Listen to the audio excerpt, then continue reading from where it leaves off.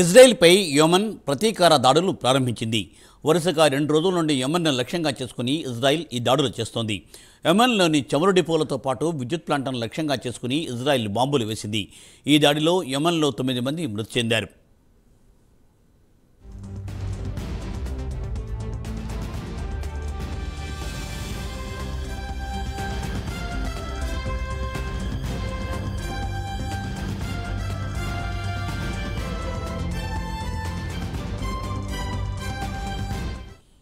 దీనికి వ్యతిరేకంగా శనివారం నాడు ఇజ్రాయెల్ రాజధాని టెల్ అవీవ్పై యెమెన్ క్షిపణులతో దాడులు చేసింది.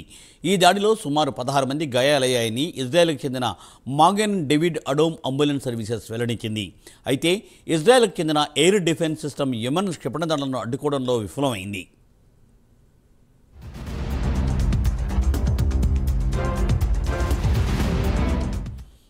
క్షిపణి పడ్డ ప్రాంతంలో భవనాలు ధ్వంసమయ్యాయి. కిటికీలు ధ్వంసం కావడంతో గాజు ముక్కలు తగిలి పలువురికి గాయాలయ్యాయని అంబులెన్స్ సిబ్బంది తెలిపారు. కాగా క్షిపణి దాడులకు పాల్పడింది తామేనని యెమెన్కు చెందిన హౌతీ సంస్థ బాధ్యత తీసుకుంది. గాజాలోని పాలస్తీనా ప్రజలకు సంఘీభావంగా ఈ మిసైల్స్ ప్రయోగించినట్లు యెమెన్ ప్రకటించింది.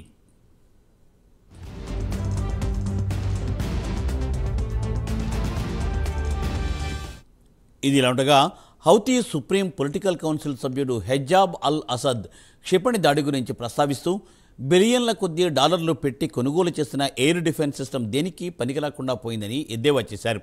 తమ క్షిపణులు అనుకున్న లక్ష్యాన్ని సాధించాయని చెప్పారు.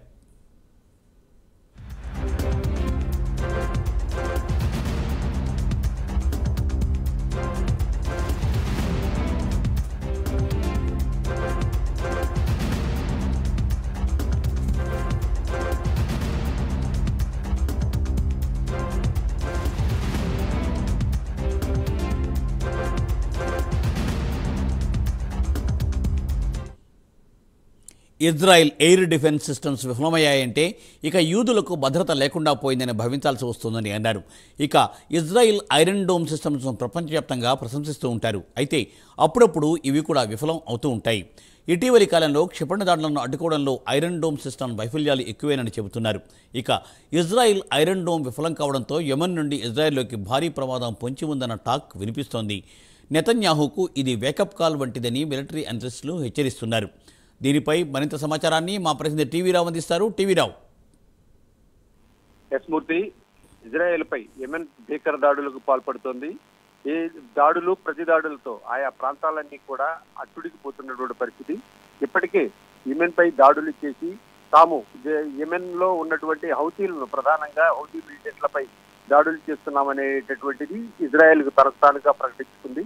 మరి ఇటువైపు చూస్తే యెమెన్ కూడా తమ దేశంపై దాడులను తిప్పికొట్టడానికి తాము ఎప్పుడు సంసిద్ధంగానే ఉంటామని హెచ్చరించింది. అంతేకాకుండా మరోవైపు ఇజ్రాయెల్ కూడా యెమెన్ తలెత్తి చూస్తే తల తీస్తాం, చేయి ఎత్తితే చేతులు తొలగిస్తామని హెచ్చరించిన నేపథ్యంలో ఇందుకు ప్రతిగా తాము దాడులకు పూనుకుంటున్నామని ఆల్రెడీ యెమెన్ కూడా హెచ్చరిస్తోంది.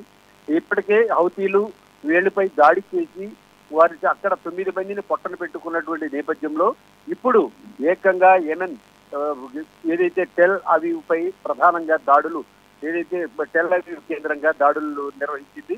మిసైల్స్ అలాగే ఈ క్షిపణి దాడులను పూర్తి స్థాయిలో చేయడంతో ఆయా ప్రాంతాలన్నీ కూడా ఒక్కసారిగా భీకర యుద్ధం వాతావరణం సంభవించింది.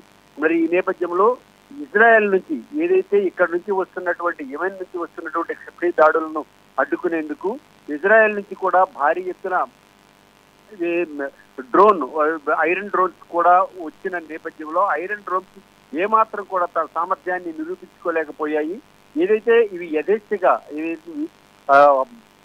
యెమెన్ నుంచి పెద్ద ఎత్తున యథేచ్ఛగా ఈ ఆయుధాలు వచ్చి పడుతున్నా కూడా ఐరన్ డ్రోన్స్ ఏమాత్రం కూడా వాటిని నివారించలేకపోయాయి. మరి ఈ నేపథ్యంలో ఏకంగా ఇక్కడ ఉన్నటువంటి ఇజ్రాయెల్ వ్యాప్తంగా ఇప్పుడు ఐరన్ డ్రోన్స్ అంటే పెద్ద పేరున్నటువంటిది, ఆయుధ సంపత్తి కలిగినటువంటి సామర్థ్యం కలిగినటువంటి ఆయుధాలుగా గుర్తిస్తారు. కానీ ఇప్పుడు ఆ ఐరన్ డ్రోన్స్ ఏమాత్రం కూడా దాడుల్ని ప్రతిఘటించలేకపోయాయి. నిశ్చేష్టంగా మిగిలిపోయినటువంటి పరిస్థితుల్లో ఆ దాడులకు మరి ఇప్పుడు సమాధానం ఏం చెప్తారు అనే విధంగా ఇప్పుడు ఎక్కిరింపు ధోరణికి పాల్పడుతోంది ఇటువైపు యెమెన్. ఏమాత్రం కూడా ప్రపంచవ్యాప్తంగా ఆయుధాలు సరఫరా చేస్తామంటూ చెప్పుకుంటున్నటువంటి ఇజ్రాయెల్కు తమ వద్ద ఉన్నటువంటి యెమెన్ చేసినటువంటి దాడులను కూడా తిప్పికొట్టలేనటువంటి ఆయుధ సంపత్తి కలిగి ఇప్పుడు ప్రపంచ దేశాల ముందు మేమే ఆయుధ సంపత్తిలో గొప్పని ఎలా చెప్పుకుంటుందని ఎద్దేవా చేస్తున్నటువంటి పరిస్థితి. మరి ఈ నేపథ్యంలో యెమెన్ దాడులకు ఇజ్రాయెల్ చేతులు ఎత్తేసినటువంటి పరిస్థితి. టెల్ అవీవా ప్రాంతంలో ఏకంగా ఆ భవనాలపై దాడులు చేసింది. ఆ దాడులకు సంబంధించి ఆ భవనాలకు ఉన్నటువంటి గాజు గ్లాసులన్నీ కూడా బద్దలైపోవడంతో స్థానికంగా ఉన్నటువంటి పెద్ద ఎత్తున ప్రజలకు తీవ్ర గాయాలయ్యాయి. మరి ఈ పరిణామాలను చూసినటువంటి ఇజ్రాయెల్ దీన్ని ఏదైతే యెమెన్ దాడులను తిప్పికొట్టేందుకు తమ వద్ద ఉన్నటువంటి ఆయుధ సంపత్తిని మళ్ళీ పునఃస్థాపించుకోవాల్సి ఉందనేటటువంటిది ఆ ఇజ్రాయెల్ రక్షణ వ్యవస్థ కూడా ఒక నిర్ణయానికి వచ్చింది. ఇటువైపు అయితే కనుక భీకర దాడులతో ప్రతిఘటన దాడులు చేపడుతున్నటువంటి ప్రతిదాడులతో యెమెన్ రెచ్చిపోతుంది. మరి ఈ నేపథ్యంలో ఇజ్రాయెల్ ఎప్పుడైతే పాలస్తీనా గాజాలపై అక్కడికి ఏదైతే దాడులు తగ్గకపోతే ఖచ్చితంగా యెమెన్ నుంచి ప్రతిదాడులు ఉంటాయి.